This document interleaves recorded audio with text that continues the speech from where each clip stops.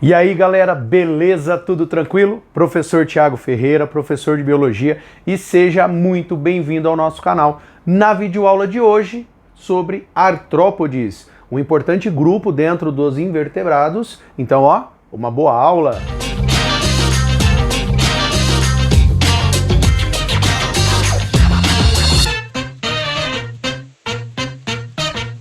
Bom, galerinha, então temos aqui, né, dentre todos os invertebrados, talvez aquele que apresenta uma importância em particular em relação à escala zoológica, que nós temos aqui um grupo onde eles atingiram um sucesso muito grande de ocupação de ambientes, e isso favoreceu, né, a ampla diversidade de indivíduos que nós temos nesse grupo. O grupo dos artrópodes, ou o grupo dos indivíduos que apresentam pernas articuladas, porque aí nós temos uma tradução do nome de apêndices ou articulados, na verdade, e o podes significa pé, então eu tenho pernas ou pés articulados, onde nós vamos aumentar um pouco esse leque para apêndices articulados. Uma característica extremamente importante, né, que talvez traz aí um leque, né, em relação ao sucesso evolutivo e de ocupação de ambiente desses indivíduos. Aliada a uma outra característica extremamente importante, que é a presença de um exoesqueleto quitinoso, que nós vamos comentar um pouquinho aqui, tá? Então vamos lá, eu tenho aqui indivíduos que vão ocupar tanto ambientes aquáticos quanto em ambientes terrestres. Praticamente eles estão em todos os ambientes, e aí, dentre, né, os principais representantes, a gente consegue agrupá-los em 4 grandes grupos. E mesmo assim ainda existe um questionamento, né, um ponto de interrogação em relação a como classificar o grupo dos artrópodes. Geralmente a gente utiliza a estrutura corporal, número de patas, apêndices, e aí a gente consegue organizá-los. Vocês vão ver que dentro da classificação mais utilizada, existe subfilo, existe classe. O importante é você saber ligar o nome na qual nós estamos se referindo ao seu principal representante. Então eu montei aqui uma árvore filogenética, né, destacando o ancestral comum a todos os indivíduos e os 4 principais grupos de artrópodes. Então nós temos o Chelicerata, Myriapoda, Crustácea e Hexápoda. A gente faz a referência aos quelicerados como sendo um subfilo, na qual eu tenho dentro deles os famosos aracnídeos, onde eu vou encontrar aranhas, escorpiões, carrapatos, ácaros, opiliões. São indivíduos que estão reunidos nesse grupo devido à presença da quelícera, uma estrutura importante aqui para a maioria desses indivíduos, tá? Ele é o grupo mais próximo, né, em relação ao ancestral. O outro grupo subdivide-se formando o Myriapoda, que também entra com uma classificação de subfilo, e aqui dentro eu tenho 2 grupos, os quilópodes, representados pelas lacraias, né, e os diplópodes, representado pelo piolho de cobra, tá? Então conhecidos como Myriápodes. Aí eu venho um novo braço nessa árvore filogenética formando o grupo crustácea. Aí aqui ele já tem uma denominação de classe, e aí eu tenho os crustáceos como principais representantes. Então eu vou encontrar lagosta, camarão, caranguejo, siri, tatuzinho de jardim. Então são dentre eles, né, os principais, aqueles que se repetem em exercícios de vestibulares. E aí o último grupo, né, seria o grupo irmão do crustáceo. Nós temos o Hexápoda.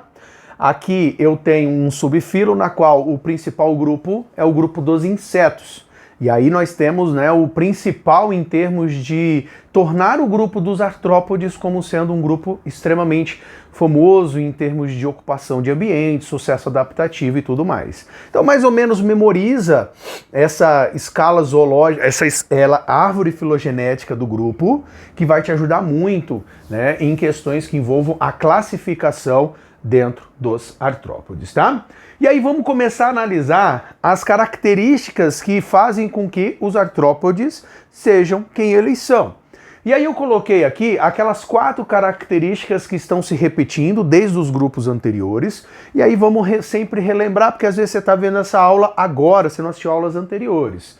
Então vamos lá, eu tenho eles como sendo triblásticos, presença de 3 folhetos embrionários, ectoderme, mesoderme e endoderme.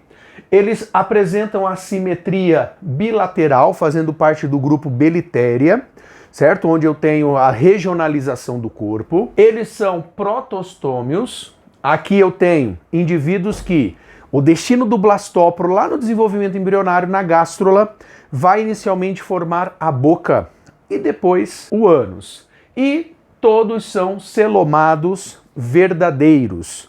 Aqui eu tenho a cavidade celômica totalmente delimitada pela mesoderma, tá? E ainda são classificados como esquizocelomados, caso o vestibular, né, te cobre um pouquinho mais além dessa classificação. Lembrando que esses detalhes, né, nós vamos ver tudo lá na aula de embriologia, no módulo de embriologia, tá bom? Vamos lá. Corpo segmentado já é uma característica que a gente tinha analisado dentro dos anelídeos. A presença do corpo formado, né, por metâmeros que se repetem, ajudando na organização corporal. A diferença aqui é que o corpo segmentado, né, os metâmeros, eles vão sofrer fusões. Então eu vou ter agrupamentos de segmentos formando o que nós chamamos de tagmas. Então tagmas é um resultado da fusão de determinados números de metâmeros. Basicamente formando 3 tagmas quando ele atinge a fase adulta, né, a fase de desenvolvimento adulto. Cabeça, o tórax e o abdômen. Esse é o padrão. Mas nós podemos ter fusões dentro desses tagmas também. Então eu posso ter uma fusão com a cabeça e o tórax formando o cefalotórax. Aí eu posso ter a fusão do tórax com o abdômen formando o tronco. Então já adianto para vocês que uma das mais importantes formas de classificar os artrópodes está dentro da análise dessas tagmas aqui, beleza? Então, por exemplo, o grupo hexápoda dos insetos é dividido em cabeça, tórax e abdômen. O grupo dos aracnídeos, cefalotórax e abdômen. O grupo dos crustáceos, cefalotórax e abdômen. O grupo das lacraias, quilópodes, nós temos em cabeça e tronco. E o grupo dos diplópodes, piolho de cobra, nós temos cabeça, tórax e abdômen. Fechou? Então nós temos essa forma de organizar. E analisando um pouquinho a estrutura corporal desses indivíduos, uma importante aquisição evolutiva foi a presença, a formação de um esqueleto externo, um exoesqueleto de quitina. Lembrando que a quitina é um polissacarídeo estrutural. Então, o polissacarídeo é um carboidrato com função estrutural. E aí nós temos 2 funções extremamente importantes associadas à presença, à formação desse exoesqueleto. Primeiro, proteção contra choques mecânicos, né, em relação à ação de predadores, tá? Então, extremamente interessante isso aqui. E a segunda função é evitar, ele gera uma forma de impermeabilização, para evitar a desidratação, ou seja, a perda de água para o ambiente. Essas 2 características foram extremamente importantes para a ocupação de ambientes com pouca disponibilidade de água. Tá? Então, muito importante. Só que temos um problema. A presença do exoesqueleto de quitina atrapalha, de uma certa forma, o padrão de crescimento do corpo de um artrópode. E aí é muito comum nos exercícios cair esse gráfico, onde eu tenho o tamanho do corpo em relação ao tempo, e aí fazerem perguntas em relação à forma de crescimento corporal dos artrópodes. E aí o crescimento ele segue esse padrão da linha que está em verde, ó. E eu tenho que reconhecer pontos importantes aqui. Por quê? Porque o crescimento de um artrópode ele é classificado como descontínuo. Então ele cresce, para por um tempo, cresce novamente, para por um outro tempo. E aí vamos analisar aqui, ó. Então vamos partir do tempo zero.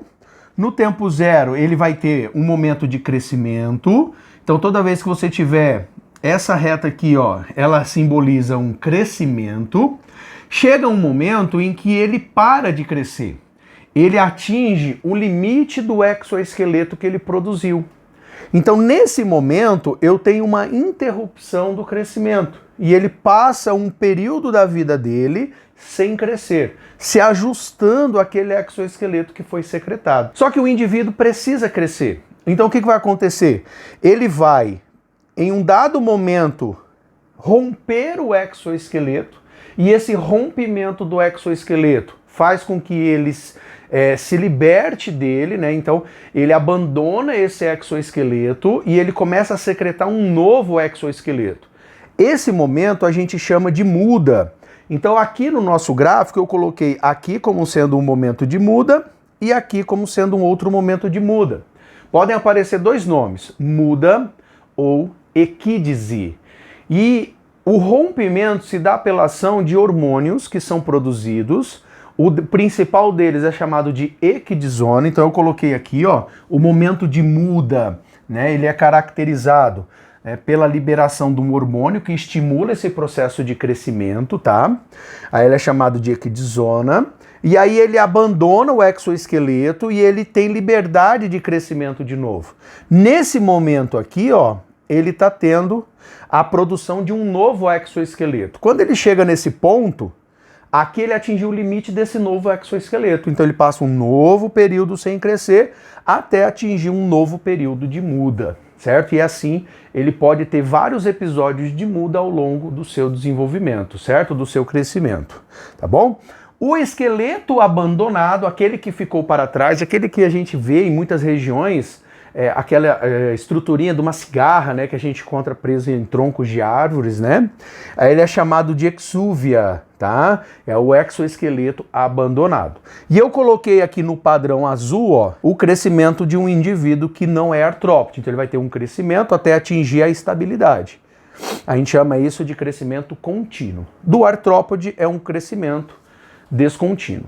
Então nessa primeira aulinha, ela vai servir para você como uma porta de entrada para o grupo dos artrópodes. Então aqui destacamos as principais características gerais, né, que determinam o grupo dos artrópodes, beleza? Então se você curtiu essa aula, se isso te atendeu, né, resolveu um probleminha seu, eu gostaria que você desse aquele like, se você puder se inscrever no canal, ativar o sininho das notificações, vai fazer com que esse material chegue cada vez mais longe a outras pessoas que também estejam precisando. Fico muito grato pela sua parceria, tá? Se você quiser me seguir nas redes sociais, tem aqui o meu Facebook, o meu Instagram, onde eu também posto alguns materiais, né, algumas situações, a gente vai ter um contato mais próximo, né, com a biologia e algumas dúvidas que você possa ter, beleza? Então, de coração, muito obrigado pela sua presença, bons estudos e fui!